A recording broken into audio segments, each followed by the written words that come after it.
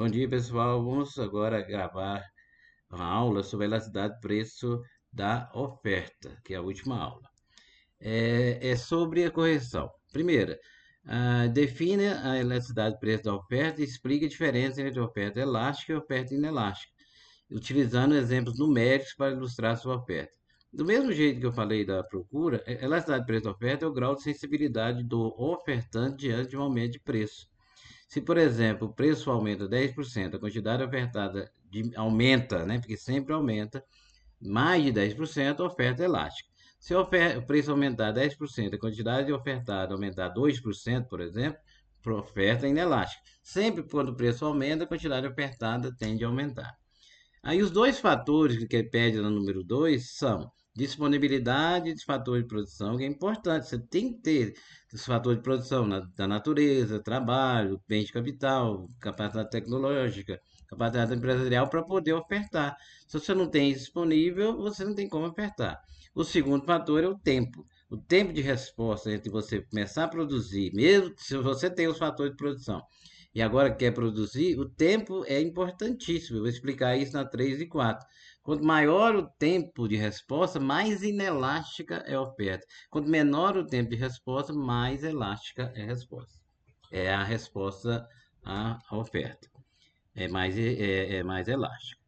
Número 3 diz assim: por que a disponibilidade de fatores como mão de obra, matéria-prima afeta a elasticidade? Porque é assim, ó, se você quer, vamos supor que o preço do café aumente e 30% preço lá na fazenda. Você tem terra para plantar? Você tem sementes, né? Você tem trabalhador, tecnologia para poder ofertar mais do que 30%? Você tem que pensar sobre isso. Se você é ofertante. E assim você vai. Se você tem uma confecção, se você tem uma padaria, isso vai te dizer, eu tenho esse fator de produção, se eu tiver disponível, eu posso pensar numa procura, não, desculpem, numa oferta elástica.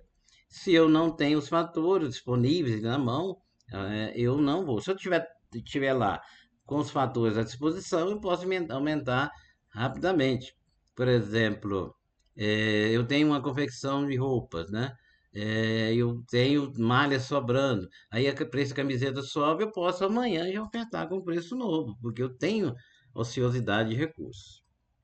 O número 4 fala, o fator tempo é crucial para determinar a elasticidade do preço da oferta. Porque a curto prazo você consegue ofertar se o produto for de curto prazo.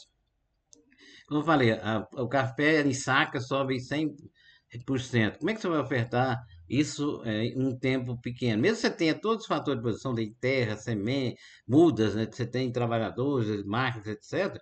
O tempo de resposta do jeito que você plantar as mudas de café e tiver recolhendo o café é muito longo. Então, por causa do preço, isso não se sustenta.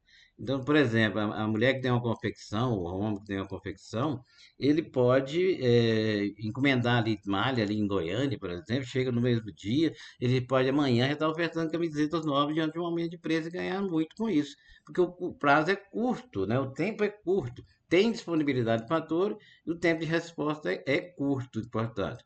Tempo de resposta curto com disponibilidade de fatores, oferta elástica. Falta de disponibilidade de fatores já indica que a oferta é inelástica. A número 5 diz assim: analisa a seguinte situação. O preço do trigo aumentou 20%, mas a quantidade ofertada só cresceu 8%. Como você classificaria a elasticidade do preço da oferta? Inelástica.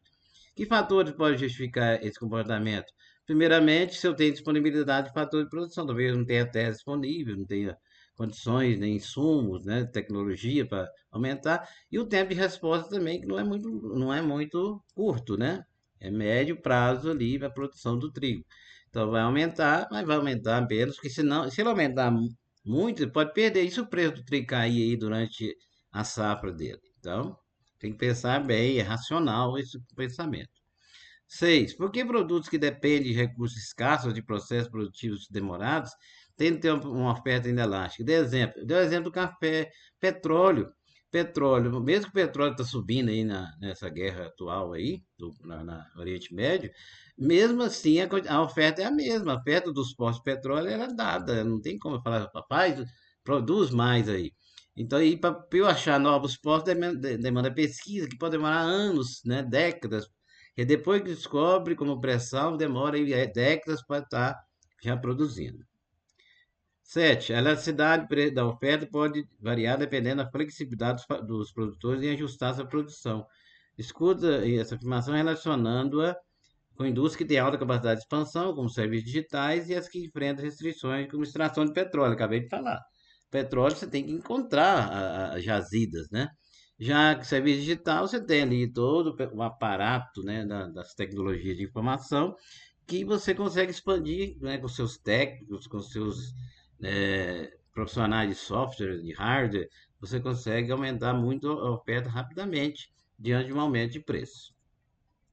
8. Compare a elasticidade de preço da oferta de dois produtos, um artesanato feito manualmente e um produto industrializado em larga escala. Qual deles tende a ser mais elástico? Por quê? É claro que é o industrializado, porque esse produto tem mais unidade de fator, tem mais trabalhadores, tem máquinas, equipamentos, rapidinho você consegue ofertar. O artesanato é manual. O artesão ele pega o produto, né? Ele vai produzir ele mesmo, ele é responsável por todas as etapas da produção. Se ele é bordadeira, bordador, ele vai pegar o tecido, vai preparar, vai começar a bordar, e ali é tudo um por um. Então, demora mais e, portanto, vai ser mais inelástico. Muito obrigado a você, espero que tenha contribuído. Qualquer dúvida, estou presente, se Deus quiser, em sala de aula. Muito obrigado.